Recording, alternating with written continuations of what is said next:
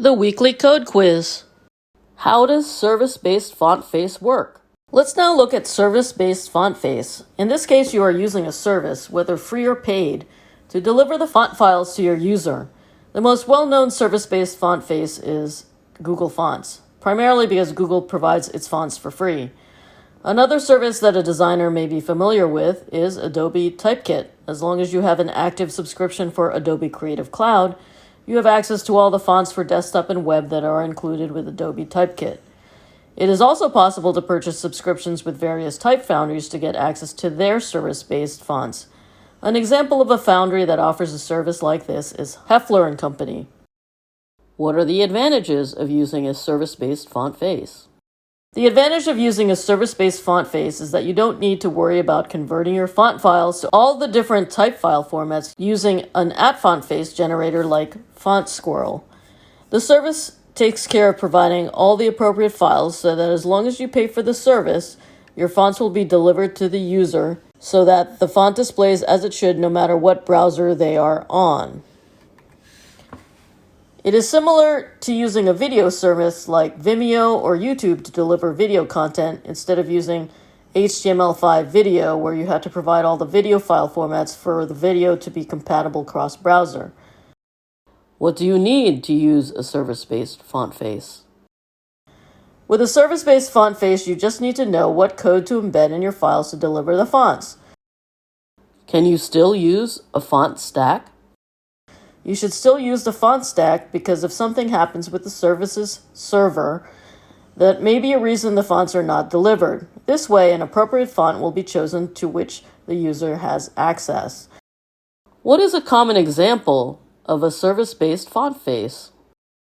Some episodes ago, we went over how to add a Google font to your web page. It was in the context of the demo page we created. We will review it here so you can see how to install Google Fonts into your web pages.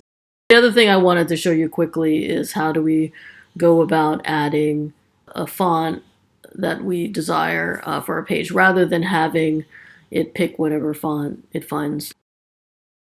How do we add a particular font?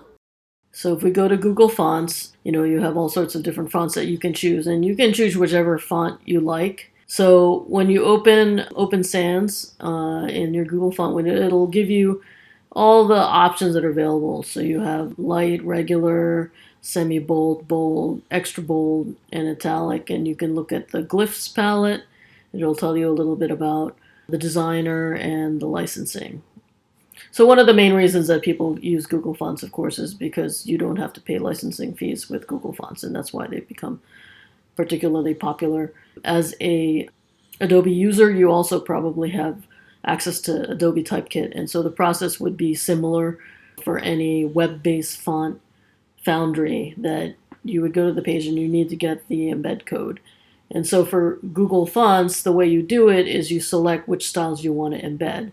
And so I'm just going to pick the light italic, the regular italic, and the bold italic. And if we know that we're not going to use a particular weight, then we shouldn't include it.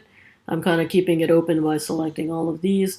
And why is that important? Well, because the more fonts you select from the font family, the more that your page is loading and it slows it down. So you really only want to choose the fonts that you know that you're going to use when coding your web page. So what you have here is there's two different options for bringing in the font into your web page. There's the link option and there's the @import option. What I'm going to do is use the link option. And there's also the option of downloading if you are using the Google font into something like your InDesign or other type of desktop version. So the other thing you want to make note of is it says here CSS rules to specify families. And the reason this is important is because you want to know how you're going to write this out for it to choose the font that you're loading in. So Open Sans is a font that has actually 2 words. And so whenever you're using a font that has 2 words, it needs to be in these single quotes on each side. And you need to put that space in between. And this is actually a font stack, meaning if it can't find Open Sans for whatever reason, so perhaps Google servers are down or there's an issue with the internet and it can't load the font, and in that case it's going to choose a sans serif font preferentially over a serif font when it's trying to find a font to use, since it cannot load Open Sans for whatever reason. So we've copied our code and we need to go to our code page, and what we're going to do is we're going to add it. So anything like loading fonts, loading style sheets, that all goes in our head. So we have our opening tag for our head here, and we have our closing tag for our head here. And we're going to put this above the styles. We want it to load the font in before it's trying to do the styles, because we're going to start entering the use of the font in our styles in the style section, so it needs to have already loaded the font. So we want to put it beforehand. And what I'm going to do is create a typography section in our styles.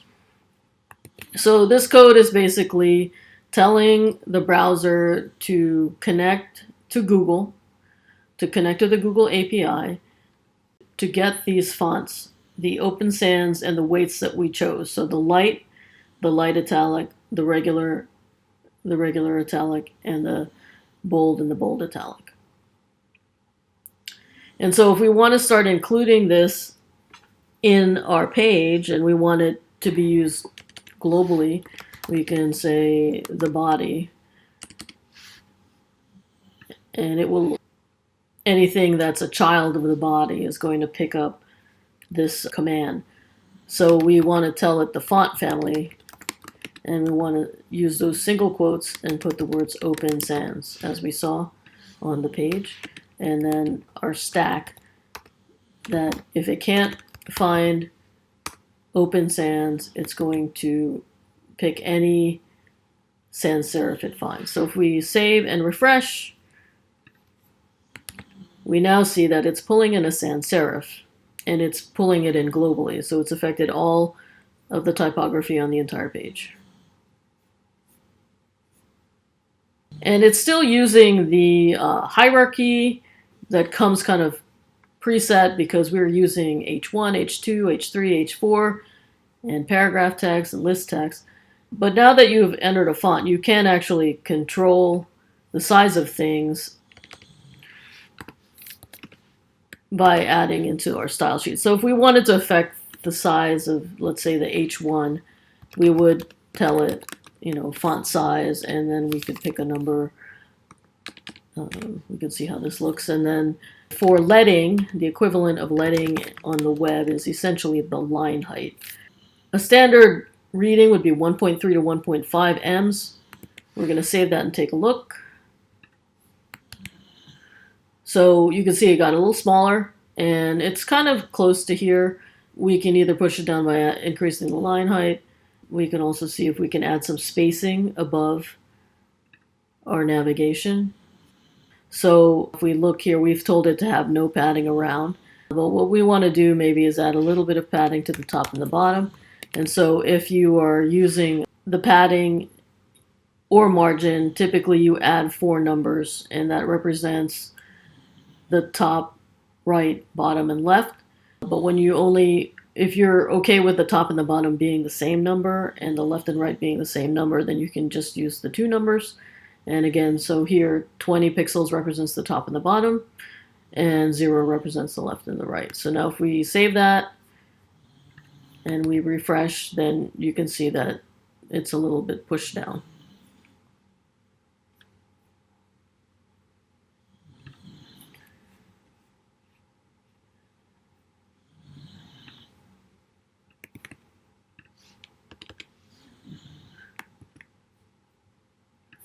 And I think what I'll do actually is add the line height to the body.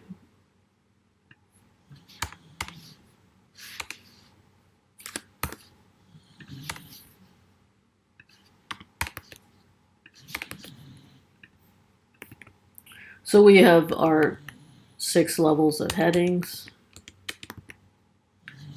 and we're just going to make it kind of cascade down in size.